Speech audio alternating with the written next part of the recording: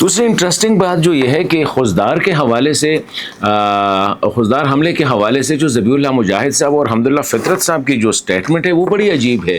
ٹھیک ہے، وہ کنڈیم کرتے ہیں اور یہی کہتے ہیں کہ بچوں پہ حملہ کسی حوالے سے ٹھیک نہیں ہے، لیکن وہ جو الزام لگا رہا ہے کہ پاکستان نے ہم پہ الزام لگایا ہے، یا تو یہ ہے کہ ذبیح اللہ مجاہد صاحب اردو میں ایک بات کرتے ہیں، چور کی داڑھی میں تنکا، پشتوں میں کہتے ہیں مامش میرا درگڑ.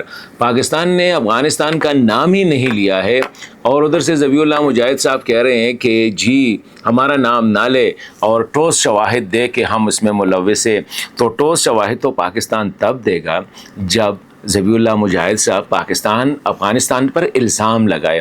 پاکستان نے نہ افغانستان کا نام لیا ہے، کیونکہ کل سے یہ خبر آپ لوگوں کی آئی تھی تو پھر میں نے سوچا کہ اس کو ریسرچ شاید میں نے نہیں دیکھی ہو پاکستان کا الزام.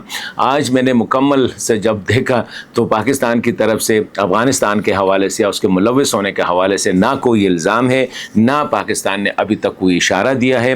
100% پاکستان شور ہے کہ یہ انڈین پراکسیز نے کیا ہے. تو اس میں وہ چور کی داڑھی میں تنکے والی بات ہے. ذبیح اللہ مجاہد صاحب میرے خیال میں پہلے دیکھا کرے کہ اسٹیٹمنٹ کہاں سے آ رہا ہے. یہ خود بخود آپ اپنا جو، یا تو یہ ہے کہ آپ کو وہی سبکی ہو رہی ہے کہ ہمارا نام کیوں نہیں لیا گیا اور ہمیں اس میں ملوث کیوں نہیں ہونے دیا، پاکستان نے وہ کیا نہیں ہے. اس لیے میرے خیال میں آپ کو ٹھوس شواہد دینے کی کوئی ضرورت بھی نہیں ہے.